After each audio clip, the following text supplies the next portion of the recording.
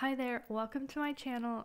Today I'm going to show you how to draft and sew this basic bandeau bikini top with shoulder ties.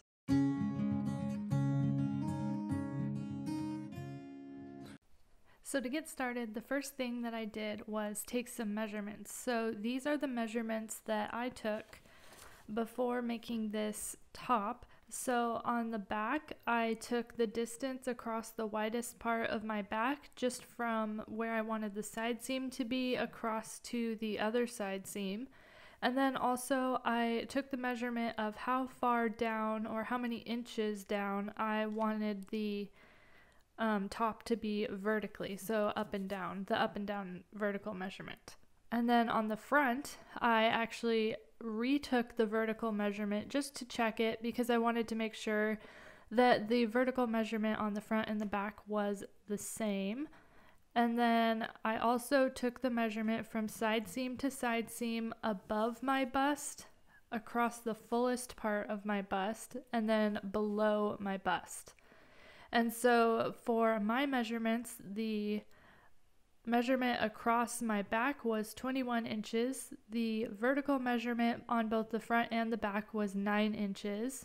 And then my upper bust above my bust, so from about armpit to armpit, and then my full bust across the widest part of my bust, those were both 19 inches.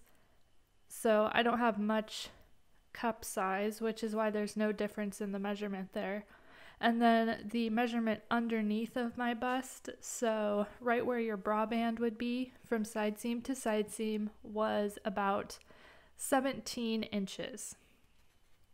So then I needed to calculate 20% off of each of these measurements except for the vertical measurement, because your swimsuit top needs to have negative ease. So you need to actually take some inches off of your measurements when you actually make a swimsuit because you want it to stretch to fit you. So I decided to go with 20%. So I used the measurements that were 20% less than the measurements that I measured. And I should have gone more like 30% just because I like a tighter fit and my fabric was super duper stretchy, but 20% I find is a good place to start.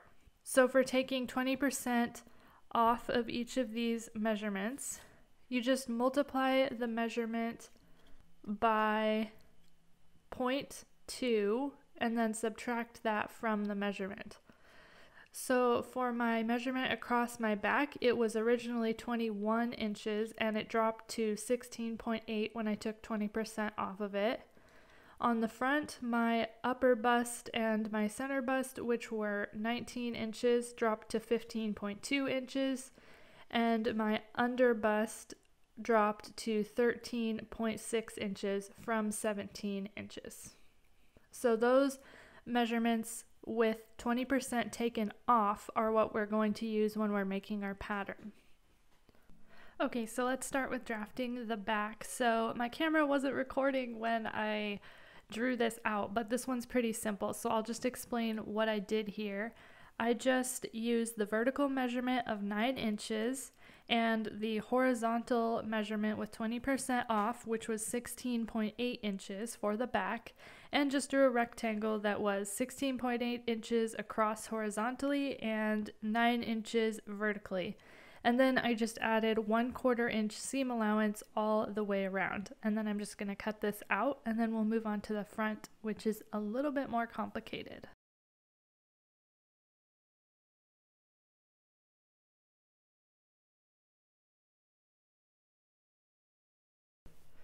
Alright, so I've got some pattern paper for my front pattern piece, and I'm going to grab my ruler.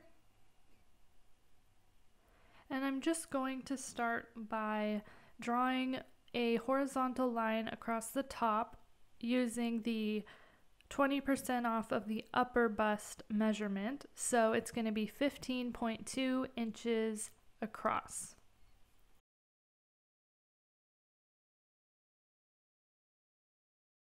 Then I'm going to draw 2 vertical lines using my vertical measurement of 9 inches. So I'm going to draw down 9 inches on either end of this first horizontal line that I just drew. So we're going to have 3 sides of our rectangle filled in.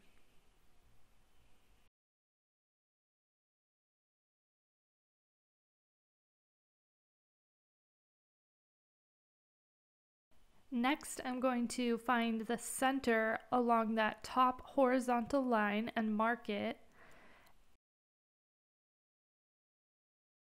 And then I'm going to draw another vertical line 9 inches down, starting at the center of the front pattern piece.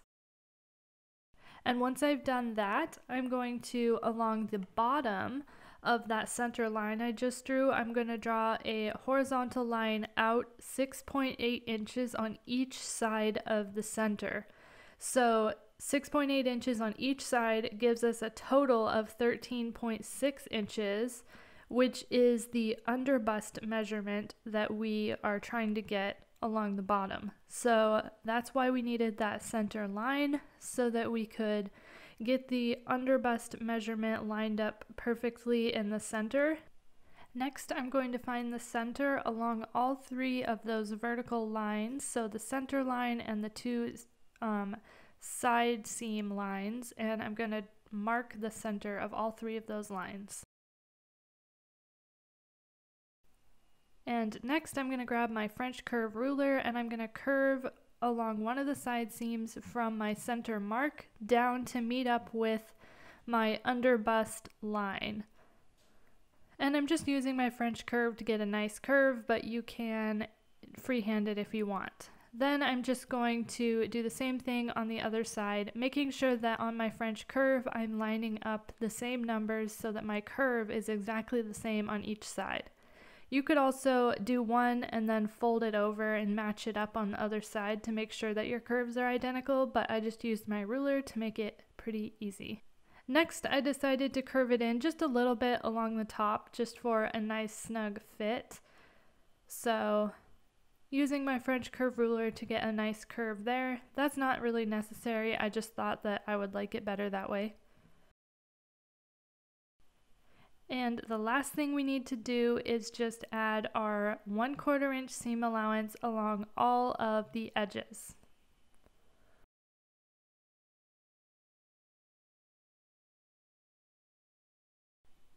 And the final thing that I did was after cutting out my pieces, I lined up the side seams and I walked the back side seam along the front side seam because they're not identical lengths anymore since we added the curve to the front. So I found that the front side seam was actually 1/4 inch longer than the back side seam after doing this where I walked the side seams along each other. So I just trimmed 1/4 inch off of the bottom of my front pattern piece just so that the side seams would be the exact same length, because it's no fun to sew up your swimsuit and then find that the side seams don't line up. Alright, now let's get to sewing this thing up. So I cut out my pattern pieces and I cut out 2 of the front, 2 of the back, and then I also cut out 4 straps that were 16 inches long by 1 1/4 inch wide. So I started with putting the straps together. So I serged each of the straps right sides together along the long side. So I folded them in half right sides together and then serged along the raw edges. And then I'm just gonna flip each of the straps right sides out with my loop turner. Next, on each of the straps, I pushed the raw edges on one of the ends of the straps inside of the strap, and then I ended up hand sewing the openings closed. So this can be kind of challenging to get the raw edges pushed inside, but I haven't really found a better way to do it other than just do your best to push the raw edges to the inside of the strap and then hand sew the opening closed. So I did that on all 4 straps on only one of the edges, or one of the ends rather.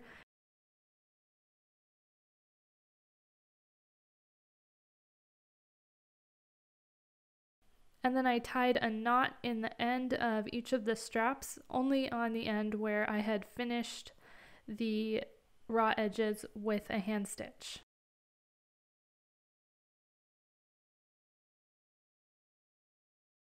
Next, I grabbed one of my front pattern pieces and I laid it with the right side facing up, and I had already marked where I wanted the straps to be by holding it up to my body and then stretching it across my front and then marking where I wanted the straps to be.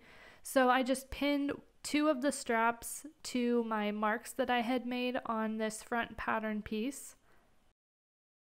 And once I got my straps pinned in place, then I laid the other front pattern piece on top of this one with the right side down, so the right sides are touching with the straps sandwiched in between. And I pinned the two front pattern pieces along that top edge, making sure that my straps are pinned through both pattern pieces now.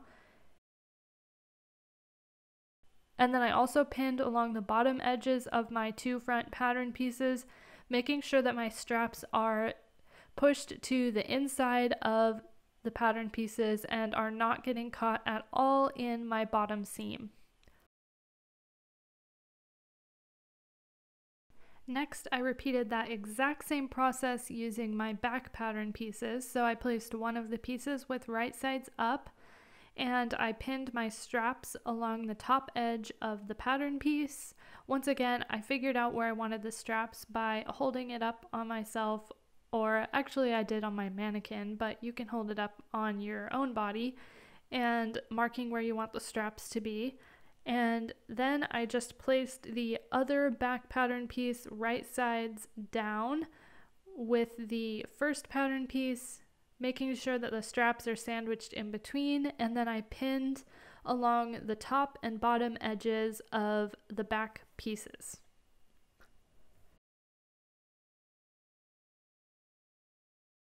Next, just sew with a zigzag stitch or serge along the top and bottom edges of the back and the front pattern pieces.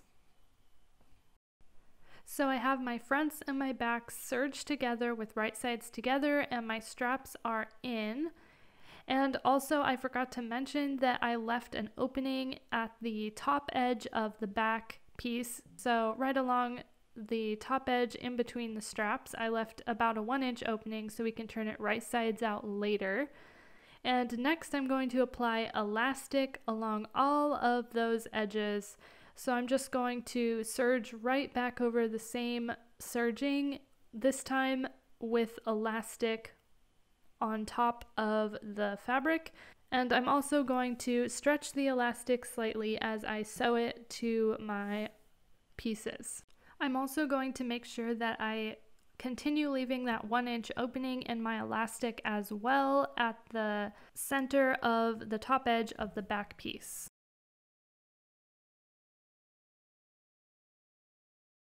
Alright, so my elastic is sewn in, and you can see I still left that opening along the top edge of the back. And next I'm going to turn just the front piece right sides out. And then I'm going to insert the front piece inside of the back piece, making sure that the top of the front with the straps is up towards the top of the back where the straps are inserted, because you want the top edges lined up and the bottom edges lined up. Just make sure there aren't any twists in your front piece as you insert it into the back piece. And then line up the side seams and pin through all 4 layers along each of the side seams.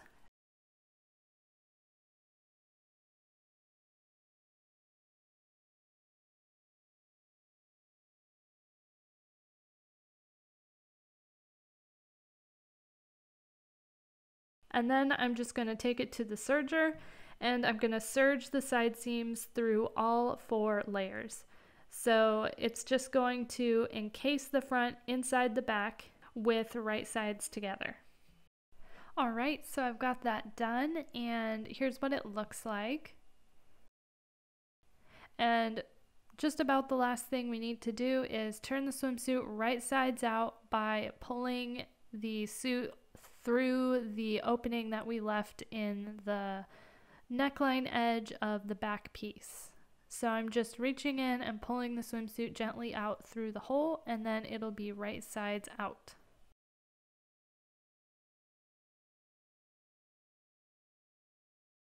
Alrighty, so here's what it looks like, and the very last thing that we need to do is just finish that opening in the back neckline with a hand stitch. So I'm just going to grab a hand sewing needle and really quickly finish off that hole that we left in the back piece. And once you do that, the bandeau bikini top is done.